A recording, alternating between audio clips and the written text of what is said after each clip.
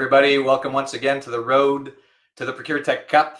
This is episode 10, and I'm very happy to have you here. We're nearing the end of the first half of the season, heading into the holidays. So if you're here watching, really glad to have you with us. We've got a really good show for you today, how to build deployment plans for sourcing tools, and we've got Keelvar to help educate us on this topic, rather.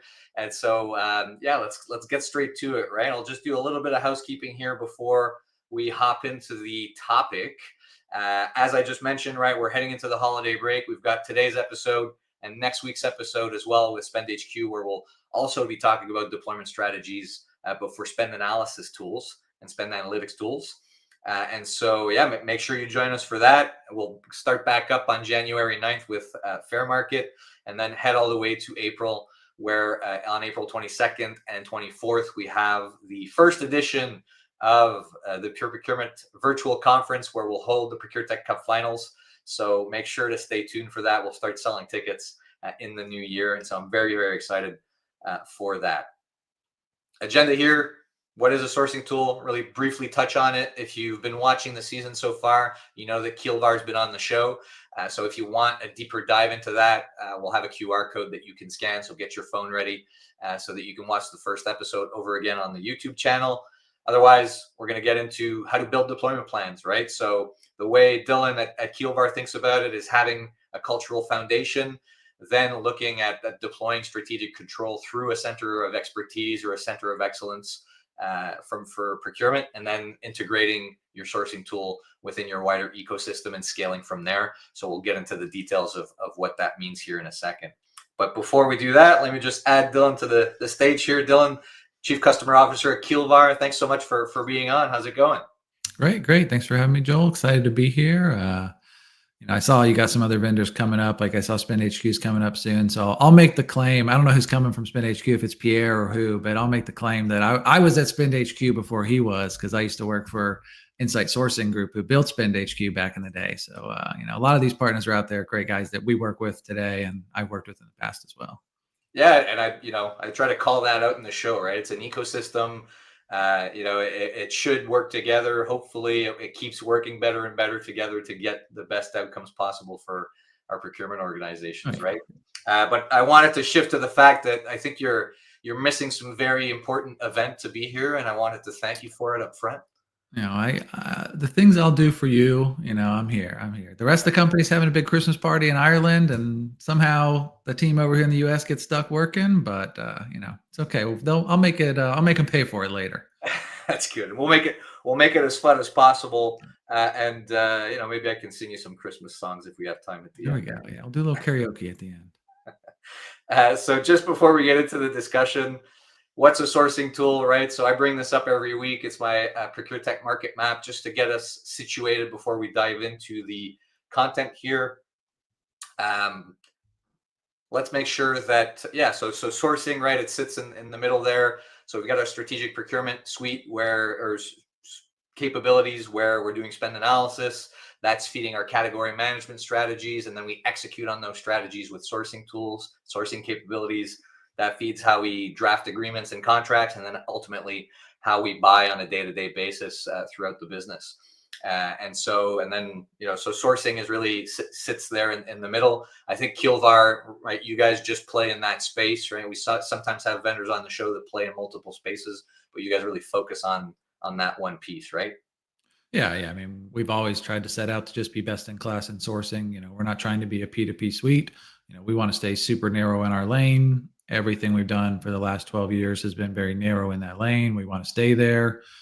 All those other partners you talked about, we want to be part of that build your own suite and connect to them and integrate with them, that we'll talk about a little bit later.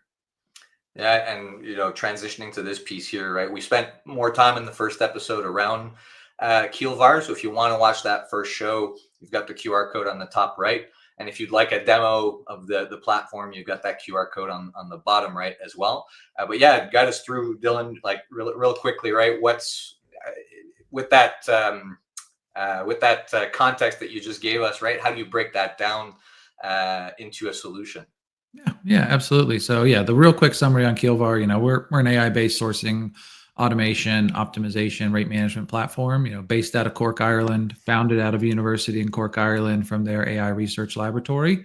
So, our CEO used to be a lecturer there in that team, used to do research on AI, and saw procurement as one of the world's most inefficient marketplaces and founded Keelvar to try to solve that problem. So we spent about 7 years just building the software, kind of really became commercially available in the last 5 or so.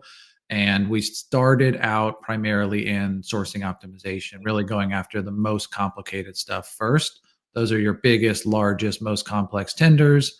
You might have hundreds or thousands of suppliers, thousands or tens of thousands of items that you need to buy. And you want to run constraint-based scenario optimization to actually figure out the right mix of vendors on items based on capacity, service level, sustainability, diversity status, etc. So we really started out there just running RFPs. We started in that narrow area of just sourcing. We're staying in that narrow area of just sourcing. From there, we expanded into the autonomous sourcing side. So, hey, we kind of built this great solution. It's great if you are really technical and you like running, kind of these big bids yourself. But a lot of people don't have that kind of technical abilities. Even though we say Keelvar is very easy to use, and it is relative to a lot of tools in the market, a lot of bids don't need that giant level of complexity. The vast majority of bids, even today in Keelvar, 80% of the bids are going through the autonomous sourcing side, which is, hey, now the process of running those bids can be automated. Somebody doesn't have to go in there and click the buttons. So even though that might be the minority of the spend, it's the majority of the number of RFPs. So we've done a lot of really great work in the autonomous sourcing space. Category agnostic, region agnostic. So it doesn't matter what you're buying, where you're buying it. You can set up these workflows in minutes that I'll talk about later. And then from there, we kind of added rate management, and rate management to us is a little different maybe than the way some other people think about it. It is rate management, so there's no surprises there. But to us, it's really about accelerating sourcing. Like, we see rate management as a core piece of how you actually go to market when you go to market. So what rate management really allows you to do is have a single source of truth for everything you source, easily push it into Rate Manager. But then from there, you can build automation layers on top of that say, hey, when my contracts are expiring in 3 months, automatically send this out to bid. When I'm 20% above or below the market from this third-party benchmark, automatically send it out to bid, and keep that ecosystem controlled. So some really great stuff we're doing there on the rate management side now, that people can kind of build this self-service, fully autonomous model from sourcing, managing rates, and then back into the autonomous side. And then, one thing that you mentioned there before that we'll talk about a little bit later is, integration is obviously a key component to that. If we want to stay narrow in our space, we know we have to integrate and play well with all the other providers out there, whether it's the orchestration providers, whether it's existing legacy ERP systems, or all these other different tools. The good news is integrations are becoming a lot easier than they ever were in the past. So we'll talk about that a little bit more. And all that kind of comes together. And we've recently introduced Kai, which is our kind of AI orchestration agent that helps you run everything in Keelvar. The basic concept is anybody should be able to come into Keelvar tomorrow with no training and no understanding of even your internal governance models, and run a best-in-class RFP that follows all your compliance requirements. Bring everybody to best-in-class right out the gate. So that's already live in the application today. Really exciting, kind of anything you want to go in there, start talking to it, start sourcing it. So. Yeah, and so much so that I don't even think it was released the last time you guys were on the show. Yeah. Brand spanking new, right? And we have a question in the chat, which I'll ask now, just because it's more brand related, and then we could get into the discussion. We have Panos asking a question for later, but I'm going to ask it now. How does Keelvar differentiate between themselves and something like a Coupa sourcing optimization or catalogs, etc., right? And I can widen the solution to say like any other sourcing module as part of one of these suites, right? Yeah. So relative to other suites, the biggest differentiator, the first and foremost, is going to be the optimization piece. CSO does have optimization, so I'll talk about that as well. But that was kind of how we got started on, the biggest difference between us and a generic e-sourcing tool is they don't have optimization, period. They're not able to mathematically find the most optimal solution when you have millions of variables in the equation. So definitely, if you need a tool to do that, you have to look at Keelvar or somebody like a CSO. And I've used some of those other tools in the past. I always tell people I'm a recovering user of some of those other optimization tools, and I've bought them twice, so I know. And they are very powerful tools, very good ones. CSO is a great tool. It's very powerful, very, very powerful. What we usually see is the ease of use is not there. So I can very confidently say Keelvar, we're just more modern. So the interface, the way it works, the system is dramatically easier to use. We see a lot of customers get stuck with CSO because they can't roll it out further. They're limited by the COE and having those super users. So we'll talk about that a little bit later on how to leverage that COE to drive the expansion. Most CSO customers, what we find is they can never get past the middle of the funnel, that Joel's infamous double funnel that we'll talk about here in a little bit. And then they don't have the automation that we have either. Yeah. It's a P2P suite. So if you're trying to do P2P, yeah, we don't do P2P. But what we find is the ease of use. And then I didn't talk about the services component of it, but very confident, again, as a former user of those other optimization tools, the support and the professional services team at Keelvar, I've yet to see any competitor there that's anywhere close to us. 15-minute first response times, 2-hour full resolution times, 99% customer satisfaction. I challenge anybody to go up against those numbers. I like it. And if I was going to it comes back to best of breed versus suite in a sense as well, right? Because we could have the kind of same discussion for each category where it's, you guys in the sourcing category space, like wake up and go to bed every day thinking about just sourcing and only sourcing and all the depths of, despair that brings you into, I'm sure. Very cool. Okay. So let's get into the main topic here. All right. Oh, and actually, Panos was responding, so let me bring that. It says, thanks for asking the question. Agree with Dylan that CSO is complicated, and indeed we use super user COE to make it work with global category managers. So there you go. It's not just you. I'm not making it up. Somebody agrees with me. That's right. So how do we build deployment plans for these sourcing tools, right? Keelvar or otherwise. So I'd love to get your perspective, Dylan, and have a discussion on how people can be successful with these tools. Awesome. Yeah. And there's definitely no one size fits all solution. So I'd be lying to anybody if I think I said, here's the exact roadmap that you need to follow. So I try to break it up into, the few core elements that you need to be thinking about, again, with any tool. And then, okay, we need to customize those specifically to your needs and your company and your maturity. And I've got some examples later, different companies of different levels of maturities, how they kind of leverage some of these solutions. So first is the cultural foundation. That's the whole change management component of it. We're not going to go too deep into that piece because there's a whole nother separate session just to talk about change management and change management tools. But you have to have a strong change management program. Even if you got the best deployment strategy, even if you got the best solution out there, without a really strong foundation of change management, it's not going to work. So, that's a key component you have to have.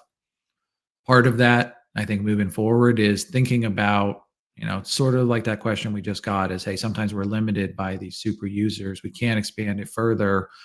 How can we make sure that we are following the best practices internally and externally? So what does Keelvar say the best practices for sourcing? What does our company say our best practices for our governance model? Mm-hmm. Bringing those together through the center of excellence to kind of help enable everybody to do that, because they're not going to remember your training. I used to deal with it all the time. Anything that was under my spend under management threshold, the stakeholders were supposed to do it. They didn't remember the training. I barely remembered the training that I went through either. So if you're not having a team to help enable people to do that, that's going to be really challenging. And then, the technical scale piece, as it grows, if you do one giant RFP, integration is not that big of a deal.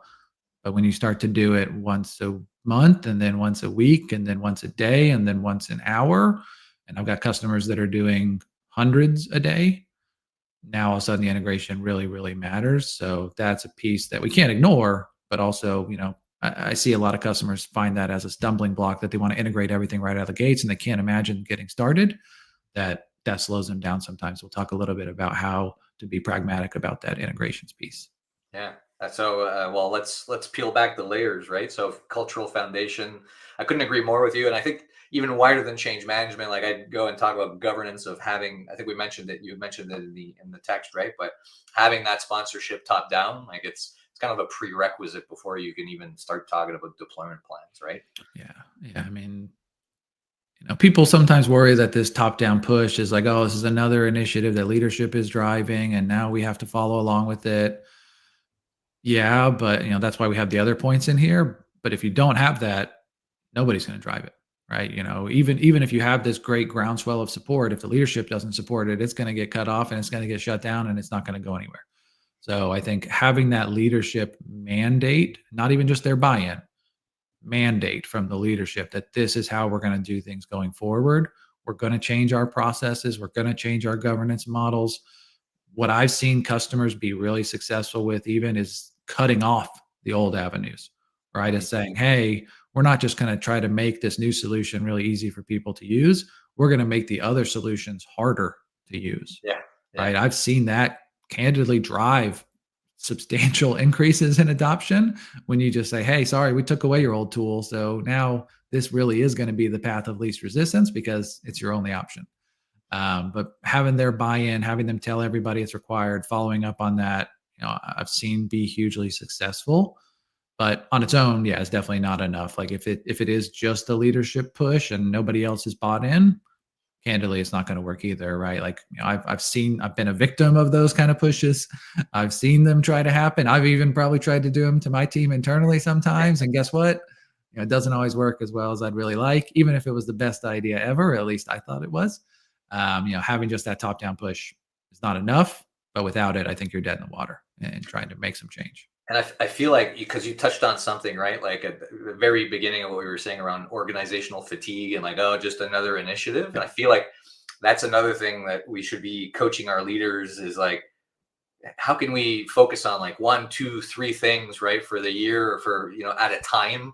Because I feel like we've got this overload, right, of initiatives, and people are tired and less responsive to them and less engaged. And so, I wanted to slip that in, right? Like whether it's the sourcing initiative or something else, like how can we pick one or two or three things and like try to ignore as much as possible everything else in the meantime. But anyways, you made me think of that, which I thought was important to. Yeah, there's a saying, and maybe it's a French saying, and I don't know the French part. You probably know it better than me. But somebody told me back in a previous job that like if you try to chase two rabbits, you're not going to catch either of them, right? So like that's a good point here. Is like yeah, we got to keep some level of focus, or yeah, we're going to be trying to do too many things at once and just not be successful there either. And I think the next point on here. Oh, go ahead. Sorry. No, well, I was going to lead you to that, so that's great.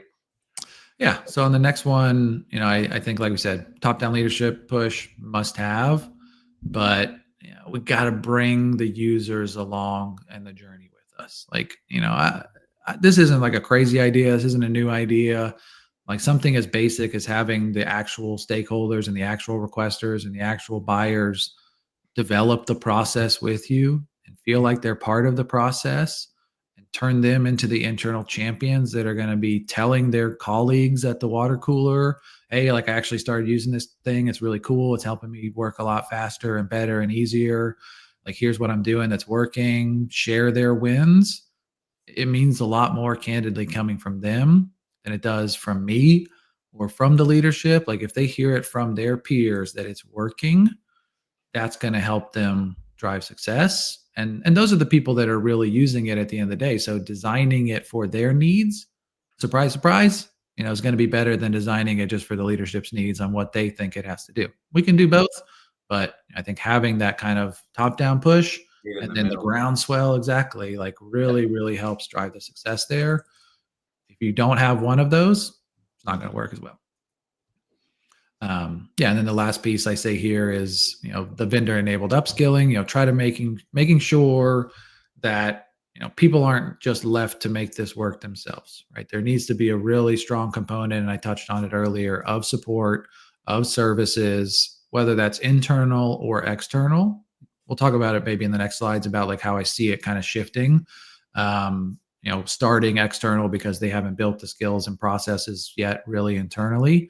And then that becomes more of a feature of the internal teams. The internal teams, people love it, having an internal team that they can go to more than an external team, honestly. Yep. So having a plan there, not just training. Again, we already said training doesn't work. Doesn't work. No matter how much training you do. I don't know how many phishing email trainings I do. They come up with really good ones now. They catch me with some really good ones. Like every time I get an email that's like, oh, your chief revenue officer tagged you in this comment. Click here to see it. I'm always like, oh yeah, I want to see that one. But oh, whoops, that was a phishing email. So training doesn't work. Bad news. It's still good, still valuable, but on its own is not enough, right?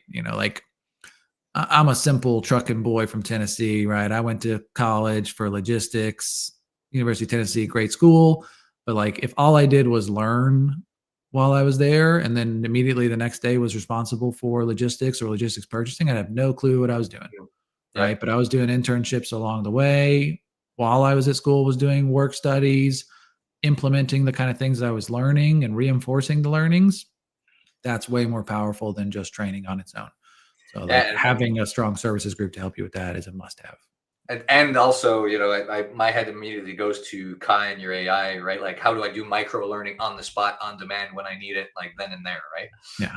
Um, Yeah. I mean, yeah, that's where I wanted to get to, that training, we don't need training anymore. We can get rid yeah, of every learning management platform we have. I don't tell people that, oh, do this hour and a half training on Keelvar and you'll be really ready to go. I just say, yeah, just go in there and do it. And Kyle will teach you as you go. Like yeah. that's where we're going towards and where we're getting to. So that's really exciting stuff too. And That's way or more scalable. to your point, like you can fill the gaps as a vendor, right, with a service, and it touches on a concept I've been discussing on LinkedIn and in the newsletter lately around like software with a service, right? So the traditional model, you think back to the suites, like you always had to go get an integrator, external consulting firm to help you implement, right? Now more and more I'm seeing, especially in best of breed type situations where the vendor has not just the software but the business expertise to help you in the transformation and in the deployment of the thing, right? Yeah. Yeah. I mean, that's a huge benefit. And I'll say two things about that. So one, yeah, like I used to be a director of sourcing in industry. I used to have hundreds of millions of dollars to spend under management. I used to lead consulting teams that did $1 billion of sourcing a year. So we have that expertise and I have that expertise to kind of help the customers through it. The second piece I'll say is we don't want to do the services long term, honestly. We're not trying to be a services company. It is software with a service. So we're trying to make sure that we can get you up and running and best in class as fast as possible. But I don't want you to have to keep paying for extra services. The software should be easy enough that you don't need it in the long term, that you should be able to just do it yourself. So that's really where we want people to get to as well. Does that feed into this second point here around the strategic control Yeah. through a center of expertise? Yeah, yeah, absolutely. And like this is a point I always wrestled with in the past. Like, do people need a center of excellence? Do they not need a center of excellence? I'm confident at least saying now the teams that have a good center of excellence, I've only seen them be more successful. So Yeah, I wouldn't come out and say, oh, if you don't have a center of excellence, you're going to fall on your face and fail horribly. I would say having a center of excellence is a better way to deploy it and to drive the scale and to drive the efficiency because training 10,000 users up front to be best in class, even if you have, Kai that's teaching them along the way, still not as easy as having a core group of 5 users that day one, they're running the first big events, they're building the first big bots, they're creating the templates, they're really, really getting into the details of it. And they can then start to build those processes that they can roll out to the other teams. They can build the templates. They can start to build the agents. They can teach other people how to manage them and control them. And then, like, what I love in your funnel here is like, we got to kind of take some control away initially from everybody and learn from what they were doing, build the best practices. And then that COE has to get out of the way. So just like the question we got earlier from Panos is, you don't want to get stuck there and say, great, I've got this really powerful tool, but I've only got a few people that could use it. I'm limited by how much capacity they have. So we want to make sure that that team now becomes the enablers to the process, right? They are building those templates that people can still customize if you want them to, or if they need to, and tweak it from there. But, the blank slate problem of like the first time you opened up Excel and I looked at it and I said, what the heck is this thing? yeah, Like now I'm just like doing all kinds of crazy stuff in there all the time. But, the first time you look at something, you're just lost, right? It is way too much to think about. If people aren't coming into a blank slate and they're coming into something that's already set up for them, they can understand, okay, like here's roughly what I need to do. I understand kind of the next steps. That is really powerful because now we're enabling those teams. A yeah, lot of our stakeholders don't want to just push their work to somebody else. Some of them do, but some of them don't. Like those ones we can just automate. Some Yeah. people just want to be enabled to do their job and do it faster and do it better and do it easier. I hate whenever I have to ask anybody for anything because that means it's going to take me longer. That's the Yep. biggest thing that I get frustrated with is I don't want to get slowed down because I have to ask somebody how to do X, Y, and Z. Or hey, can follow up with them a week later and say, oh, that lazy Dylan guy forgot about the request I asked him about to go source this thing for me. Where is it? If the users can do that themselves now, they can move faster. They can get on to doing other stuff that they're more concerned about. Because this is something we haven't really talked about, but buying stuff for a lot of these users, that's not their job. They have to buy stuff as part of their job, but they're not buyers. They don't sit in procurement, right? So we need to make sure we can enable them to be as successful as possible. And that's where, like that COE, building those tools, building those solutions. I've only seen it be more successful when you have a really strong COE to do that. Go Yeah. ahead. I think you were going to say something. What I was going to say, and you kind of asked me to pull this funnel into the discussion, and so I was honored to do so, right? But I think a lot of people get it wrong in the sense where it's not everything at once, right? It's like by category or by region, or looking at it and bringing them through the funnel, and it might not make it all the way to the end if it's too complex, right? But to your point, it's getting to a place where you can marry compliance and user experience, and they're not compliance isn't a dirty word anymore, right? It's like I'm enabling you to be compliant with a great user experience at the same time. Yeah. I have no problem following the compliance as long as I know what the heck it is, or if I don't even have to know what it is and the system just does it all for me. Oh, great. I'll be compliant every single time. Right. Yeah. And then when the auditors come in and ask me for an email that a stakeholder sent 3 years ago, that problem goes away because, oh, here it is. It's all here in the system. Everything's good. That's right. But yeah, so that COE model, I think, really helps us get to getting out of the way from the COE perspective, elevating that bottleneck and removing that bottleneck so that we can do more. And when we do more, to the point of this slide, that's when we really got to start thinking about scaling. That's when we really got to start thinking about integrations and how we leverage that to get to the next step, right?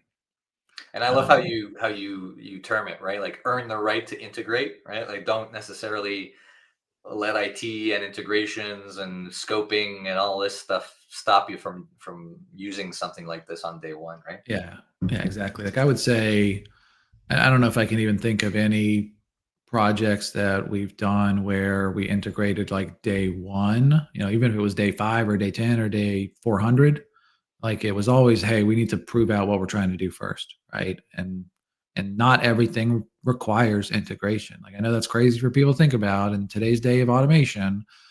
Sometimes doing it manually is fine.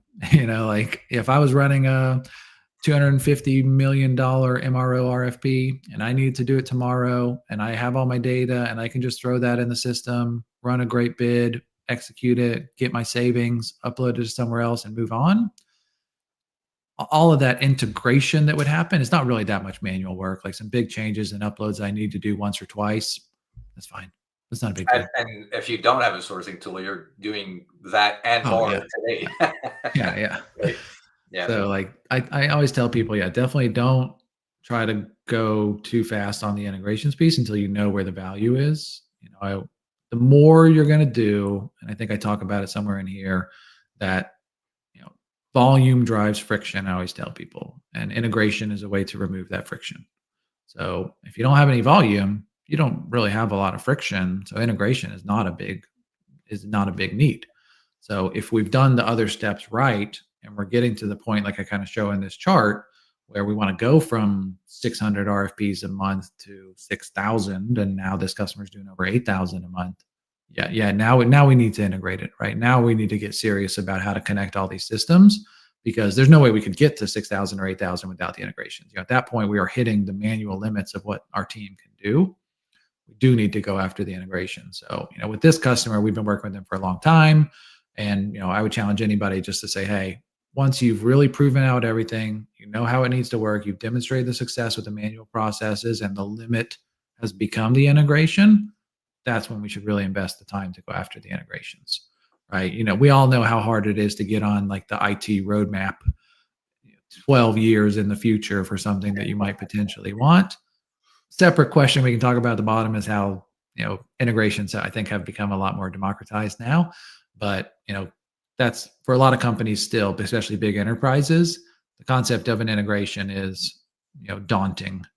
So Yeah, you really have to have a business case proved out first. well, it brings other functions into the mix, right? Yeah. And I see time flying here, so I'll punt us along down the road. But yeah, I concur as well, right? In terms of getting intimate with your business processes before you start trying to automate them, for sure.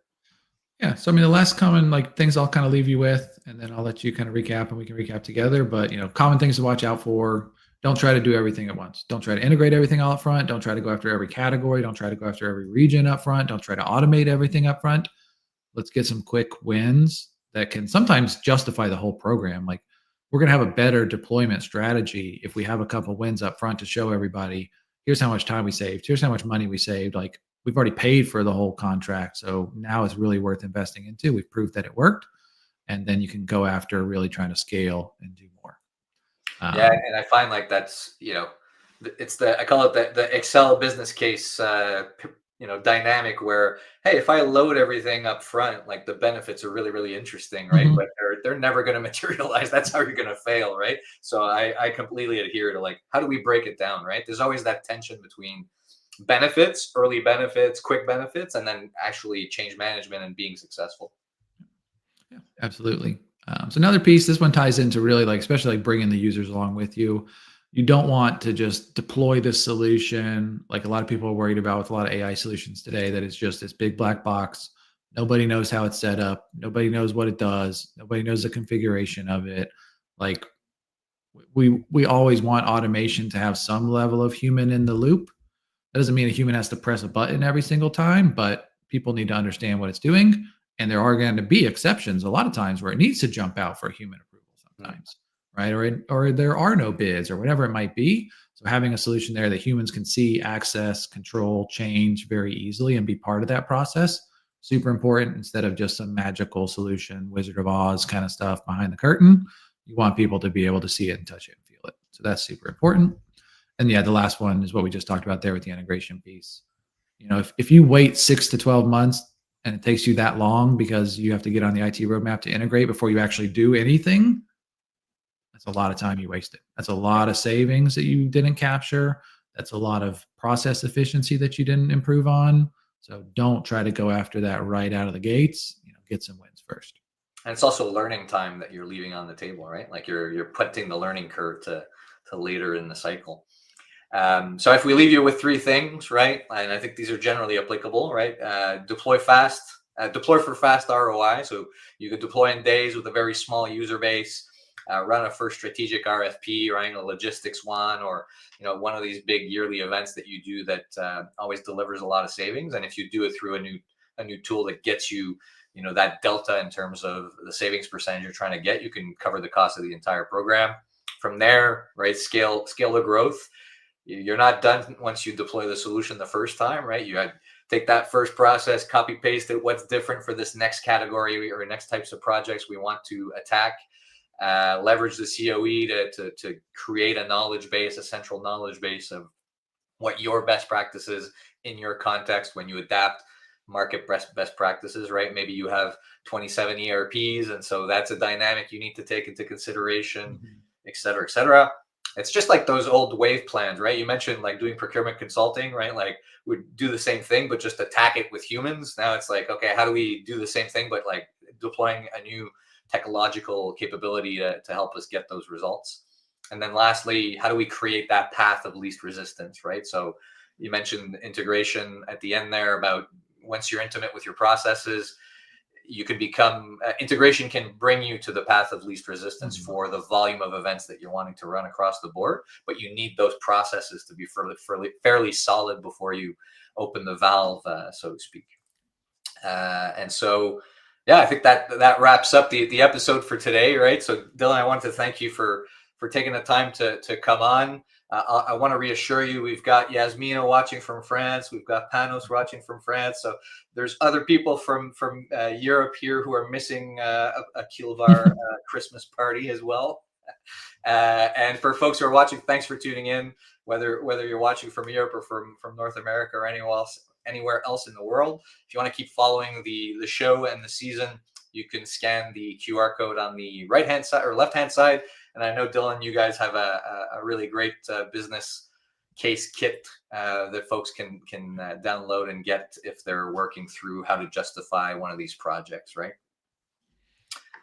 And so, yeah, oh, sorry, I just got my mic here. Hopefully that didn't make any noise. Thanks so much for coming on the show, Dylan. I appreciate it.